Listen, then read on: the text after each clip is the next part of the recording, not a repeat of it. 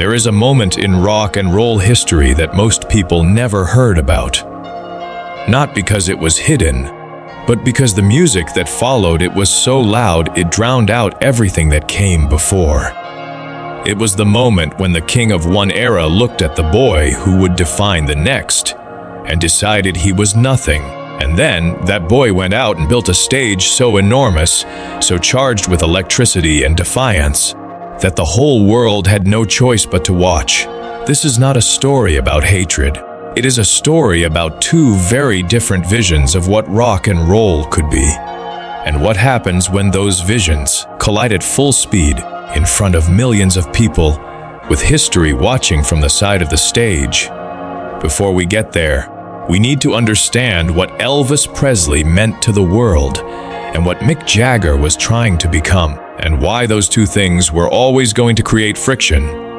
Elvis Aaron Presley did not simply become famous. He became an event when he appeared on American television in the mid-1950s, performing with a physical energy that nobody had ever seen in a mainstream broadcast. The reaction was not just excitement, it was panic.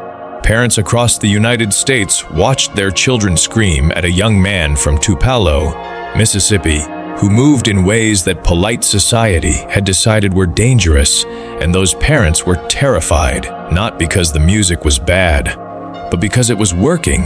Elvis Presley was the first rock and roll figure to make the establishment genuinely afraid.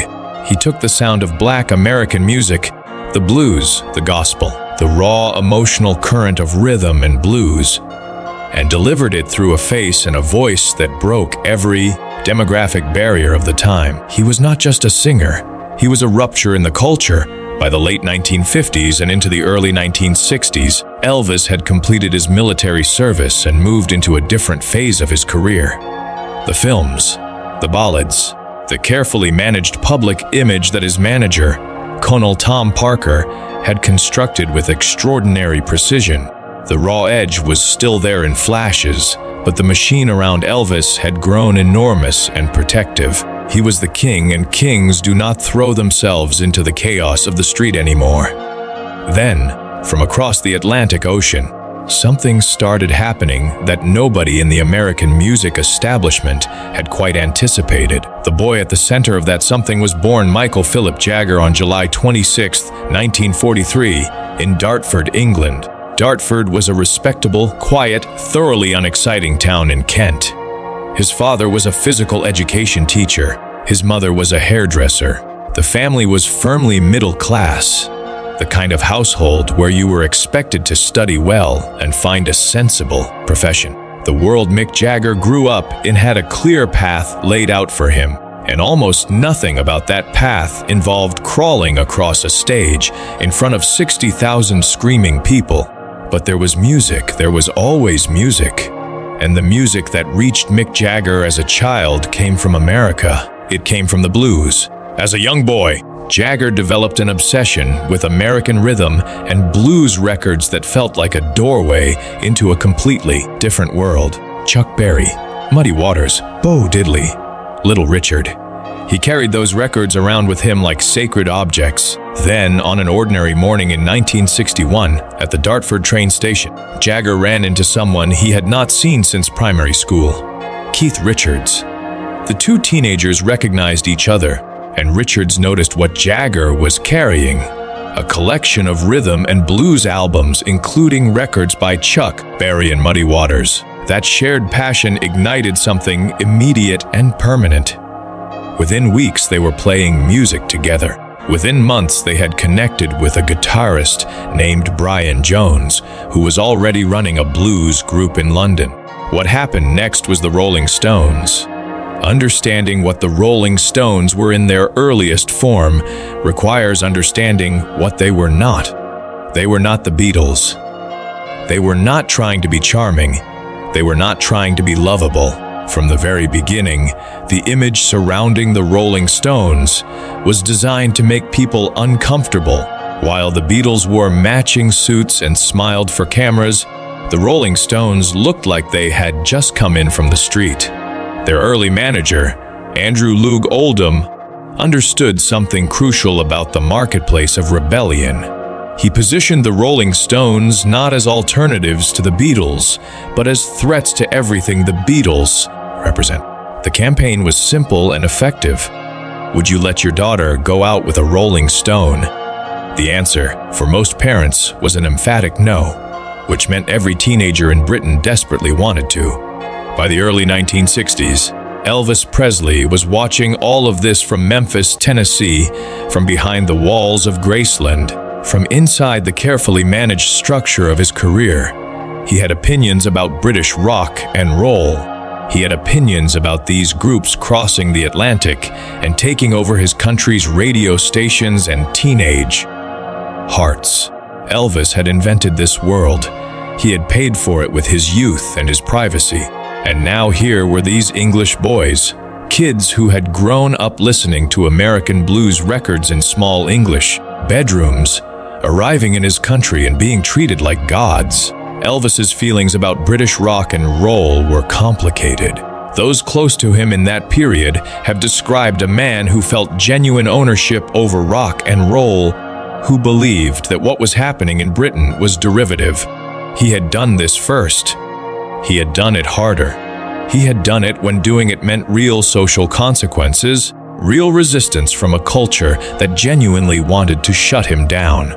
These British groups were walking through a door he had kicked in with his bare hands. When it came to Mick Jagger, specifically, and it is important to note that historical accounts of exactly what was said and when are filtered through memory and mythology, the contempt was focused. Jagger's movement, Jagger's style, the way Jagger performed. Elvis reportedly looked at Mick Jagger and saw someone doing a cheap imitation. Someone borrowing danger without having earned it. Someone performing rebellion as a costume rather than living it as a truth. Word of these sentiments traveled, and Mick Jagger heard them. Here is what you need to understand about Mick Jagger, because this is the part most people miss entirely. Jagger was not a simple person. He was not the pure instinctive rock animal that his image suggested. He was a student at the London School of Economics before he chose music. He read widely. He thought carefully. He understood power structures and cultural dynamics in ways that very few rock performers of his generation did. When Jagger received information, including information that the king of rock and roll considered him a fraud, he did not simply react with anger. He processed it. He filed it, and then he went to work. The work happened on stages. The Rolling Stones toured relentlessly through the 1960s. While Elvis was making films in Hollywood, the Rolling Stones were building a live reputation that was genuinely frightening in its intensity. Their concerts were not events you watched calmly from your seat. Audiences rioted. Venues suffered damage. Girls fainted and screamed with a ferocity that had not been seen since the early, pre-Hollywood Elvis. The energy was real and it was escalating.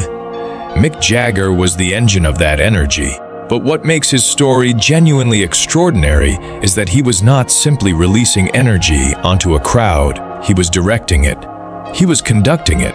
He was a performer of extraordinary precision operating inside what looked like pure chaos, and the combination was unlike anything rock and roll had ever produced. Watch footage from the Rolling Stones concerts of the mid-1960s, and you will see a young man who moves like nothing that existed before him.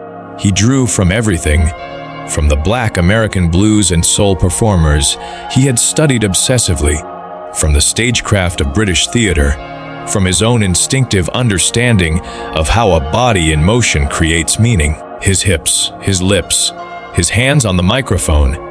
Every element was alive, communicating something, pulling the audience deeper into a collective experience that bypassed rational thought entirely. This was not imitation.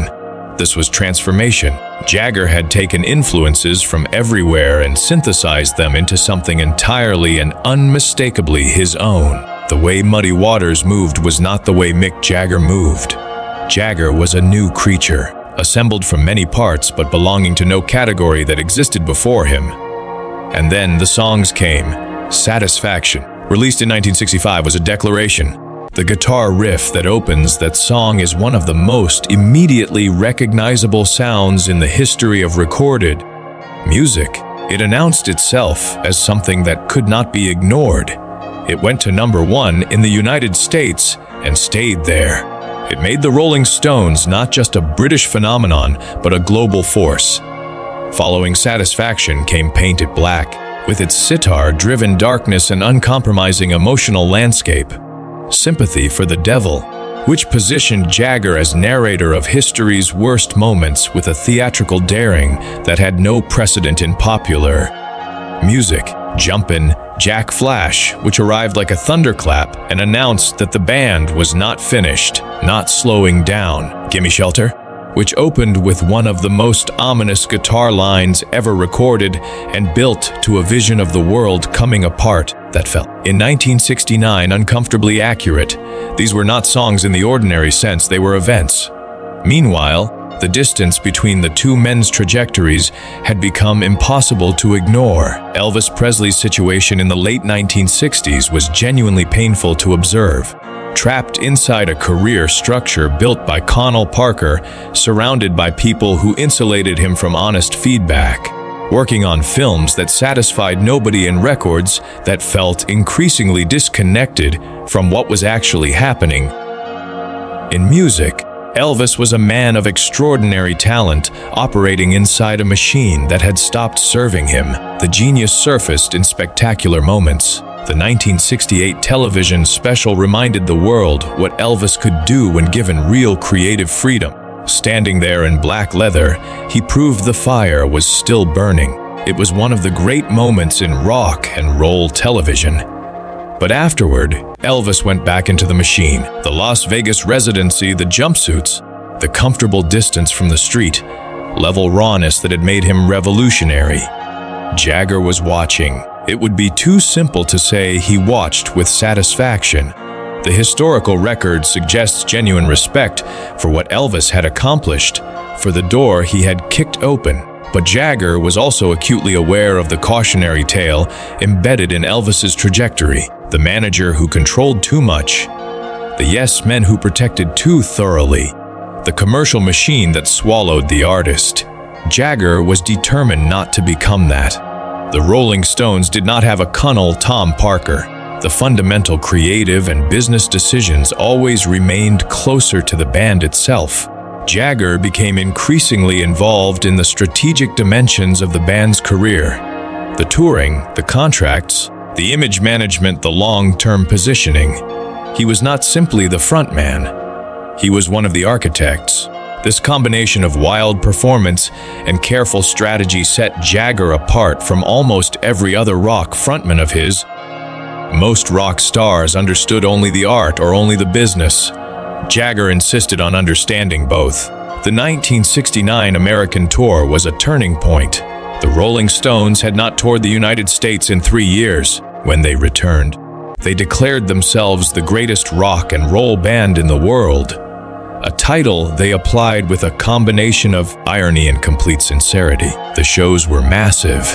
The response was overwhelming, and Jagger's performance, refined over years of constant touring, had reached a level of theatrical power that was genuinely unprecedented.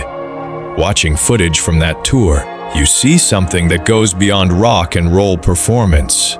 You see theater, a man who has studied not just music, but the full vocabulary of performance. Movement, space, timing, audience psychology. Deploying all of it simultaneously, he would prowl the stage like something caged and dangerous. He would stop completely, go utterly still, and let the silence do the work. He would descend into the crowd and then return, and the return itself was an event. He understood that the concert was not just the music. It was everything: the lights, the space, the anticipation, the release, the collective experience of being in that room at that moment. Then came 1972, the Exile on Main Street tour, an album and a tour that many critics still regard as the peak of what the Rolling Stones ever achieved. The album was dense, raw, layered, and completely indifferent to radio-friendly polish. The tour that followed was an exercise in rock and roll mythology, making that has never quite been repeated. People who attended those concerts have described altered states. They describe feeling like the floor might give way. They describe Jagger as something barely human on those stages, something more like a force of nature that had decided to take the shape of a person. Elvis Presley was in Las Vegas. This is not said with cruelty. Elvis performing in Las Vegas still drew enormous crowds and still delivered moments of genuine vocal magnificence. But there was a context problem. Las Vegas was where entertainers went when they wanted safety and a guaranteed audience. It was the opposite of the volatile, anything can happen energy that had made Elvis dangerous in the first place. The two approaches to stardom could not have been more different, and the contrast was not lost on the broader culture. Elvis Presley died on August 16, 1977 in Memphis, Tennessee. He was 42 years old. His death was a shock, but it was also the end of a story that had been moving toward a sad conclusion for some time. Mick Jagger was 34 years old when Elvis died. His reaction, as reported by those around him, was complicated. There was grief, genuine grief for a figure who had meant everything to the music he loved. There was also a quiet, private reckoning with what Elvis's story meant, what it meant to let the machine run you instead of running the machine, what it meant to stop fighting. Jagger has never stopped fighting. The Rolling Stones in the 1980s faced a different challenge, not the establishment, not moral panics, but time itself and the internal tensions that accumulate when a band spends 2 decades under extreme pressure. The relationship between Jagger and Keith Richards deteriorated significantly in the mid-1980s. The two men who had built everything together were barely speaking. Jagger pursued a solo career. Richards was scathing. The band that had survived everything seemed unable to survive themselves. But they came back. They always came back. The Rolling Stones returned in 1989 with the Steel Wheels Tour, and what they brought back was not nostalgia, it was proof. The tour was the highest grossing concert tour in history at that time. It ran for 14 months. It played to over 6 million people across 4 continents. And at the center of all of it, every night, was a 46-year-old man who moved like the stage could not contain him, who delivered 2.5 hours of physical performance that would have exhausted people half his age. He had spent the intervening years doing something that almost no rock performer has ever done successfully, maintaining serious physical fitness as a genuine professional practice. He studied dance. He worked with choreographers. He trained his body the way an elite athlete trains, because he understood that what he did required exactly that kind of commitment. When Elvis had grown physically limited in his later years, the body that had been such a central part of his power had become something working against him. Jagger was not going to let that happen.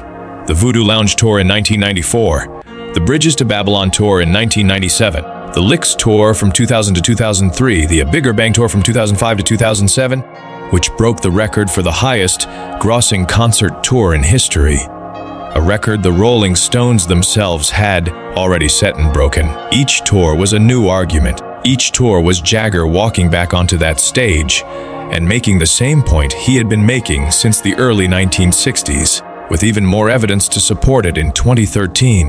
The Rolling Stones marked their 50th anniversary as a band with concerts that drew reviewers who had been writing about them for 30 years and still found themselves struggling to explain what Jagger did on those stages. How a man approaching his 70s could generate that quality of energy. How the performance could still feel dangerous and alive when the person delivering it had surely done this thousands of times. Keith Richards once said something about his bandmate that cuts to the heart of what makes Jagger's story unusual. He said that what Mick brought to the stage was not something you could fake or learn from a book or lose with age. It was a quality of attention, of presence, of total commitment to the act of performance that existed at the same level whether the audience was 50 people or 50,000.